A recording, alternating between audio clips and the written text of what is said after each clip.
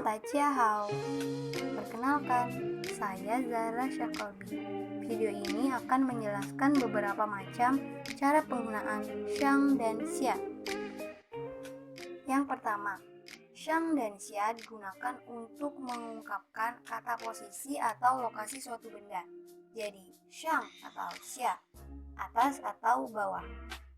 Yang kedua, shang dan xia digunakan untuk menjelaskan tentang waktu, baik masa lalu dan masa depan, atau yiqian yihou. Dan yang ketiga, membahas tentang kata pelengkap arah atau zhuxiang waiyu. Jadi, dalam video ini akan membahas 3 penggunaan shang dan xia. Yang pertama, shang dan xia digunakan untuk mengungkapkan kata posisi atau lokasi suatu benda. Strukturnya, kata shang dan xia diletakkan setelah kata lokasi atau posisi. Seperti contoh di bawah ini. Ada sebuah gambar meja. Apabila ada benda di atas meja, kita mengatakan zuozi shang. Dan apabila ada benda di bawah meja, kita mengatakan zuozi xia. Untuk lebih mudahnya, kita lihat contoh dialog berikut ini ya. 我的书包在哪里？书在桌子上，书包在桌子下。Jadi, dalam dialog di atas, kita bisa mengetahui bahwa struktur penggunaan shang dan xia dalam sebuah kalimat dijelaskan dengan subjek terlebih dahulu, kemudian lokasi, dan setelah itu keterangan posisi benda atau shang dan xia. Pembahasan yang kedua, membahas tentang shang dan xia yang digunakan untuk menjelaskan tentang waktu, baik masa lalu dan masa depan, atau yiqian yihou. Shang digunakan untuk menjelaskan masa lalu, sedangkan xia digunakan untuk menjelaskan masa depan. Kita lihat contoh dialog ini terlebih dahulu ya. 下个星期日要不要跟我一起去马浪玩？好吧，看你上一次珠马浪的照片，我就很想珠马浪玩，一起去吧。Dalam percakapan disebutkan 下个星期日 yang artinya adalah hari Minggu pada minggu depan, yang mana hal tersebut belum terjadi hingga saat ini atau akan terjadi di masa depan.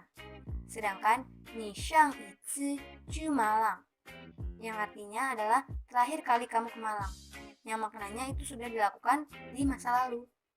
Dalam sebuah kalimat, semua yang menjelaskan tentang waktu diletakkan di depan kalimat atau setelah subjek. Contoh lainnya, shang yaitu shang ke xingji yang artinya minggu lalu atau shang ke yue artinya bulan lalu.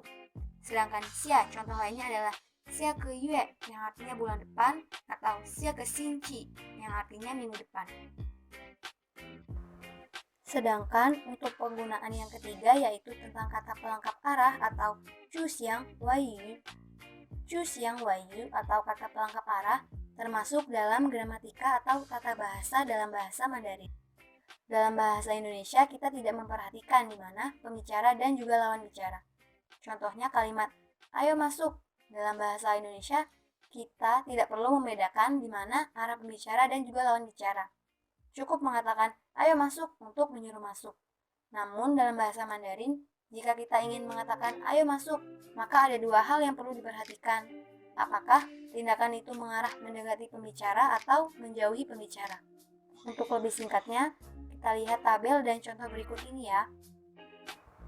Yang pertama, kata kerja xia dengan kata pelengkap xia lai menjelaskan bahwa pergerakannya ke bawah mendekat menuju pembicara. Contohnya, 我们看到他们从楼上下来. Kami melihat mereka turun dari atas. Contoh tersebut menjelaskan bahwa orang-orang yang berada di atas sedang turun menuju pembicara. Yang kedua, ada kata kerja xia dengan kata pelengkap xia ju menjelaskan bahwa pergerakannya ke bawah menjauhi pembicara. Contohnya, 我们的小心地退下去. Kita harus mundur dengan hati-hati. Kalimat tersebut menjelaskan bahwa ada pergerakan untuk menjauhi pembicara. Dan yang ketiga, ada kata kerja shang dengan kata pelengkap shang lai menjelaskan bahwa pergerakannya ke atas mendekat menuju pembicara. Contohnya, 他们要求你马上来. Mereka meminta Anda untuk segera datang. Contoh tersebut menjelaskan bahwa pembicara meminta objek untuk mendekat. Nah, setelah mempelajari 3 macam penggunaan shang dan xia di atas, coba kerjakan soal latihan di bawah ini untuk mengukur pemahaman diri tentang materi ini.